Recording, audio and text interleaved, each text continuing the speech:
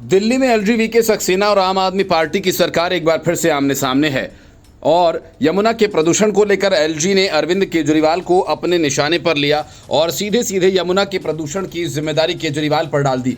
LG Saxena ने x पर post कर कहा कि मेरे यमुना सफाई के प्रयासों को रोकने में भले ही केजरीवाल सफल हो गए हों, लेकिन रोकने के 16 महीने बाद उन्होंने खुद यमुना की सफाई के लिए एक भी काम नहीं किया।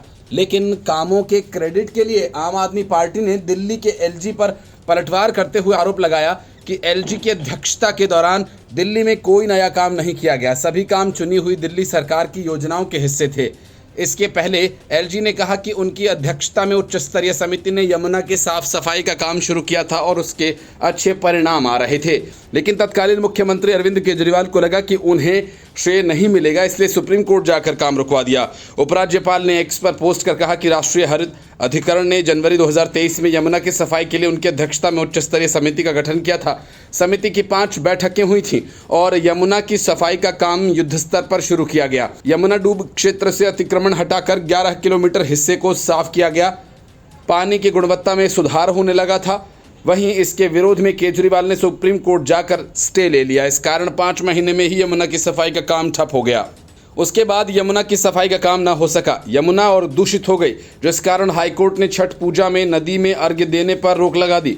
आम आदमी पार्टी ने पलटवार करते हुए कहा कि यमुना की सफाई को लेकर गठित उच्च स्तरीय समिति ने उपराज्यपाल की अध्यक्षता के दौरान कोई नया काम नहीं किया। एलजी का आरोप है कि इन परिणामों से तत्कालीन मुख्यमंत्री अरविंद केजरीवाल को लगने लगा कि यमुना की सफाई का जो वादा वो 9 साल में जरा भी पूरा न कर पाए, उसका श्रेय उपराज्यपाल को न मिले।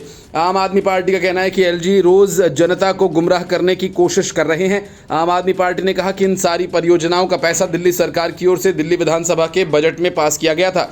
परियोजनाओं को मंजूरी दिल्ली के चुने हुए मंत्रियों ने दी, उनके लिए पैसा आवंटित किया गया। आम आदमी पार्टी ने आगे कहा कि एलजी ने कुछ गैर वैज्ञानिक तरीकों के कारण दिल्ली को एक बड़ा नुकसान पहुंचा दिया। उन्होंने बिना किसी वैज्ञानिक दृष्टिकोण के नजफगढ़ नाले के अंदर से बहुत सारी गाद को निकलवाया।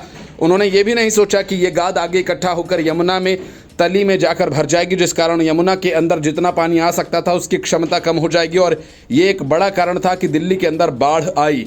और ऐसा इसलिए हुआ क्योंकि एलजी के पास ना तो कोई इंजीनियरिंग की पढ़ाई का अनुभव है और ना ही उनके पास कोई तजुर्बा। उन्होंने अफसरों पर दबाव डालकर ये काम करवाया, जिससे दिल्ली के अंदर बाढ़ आई।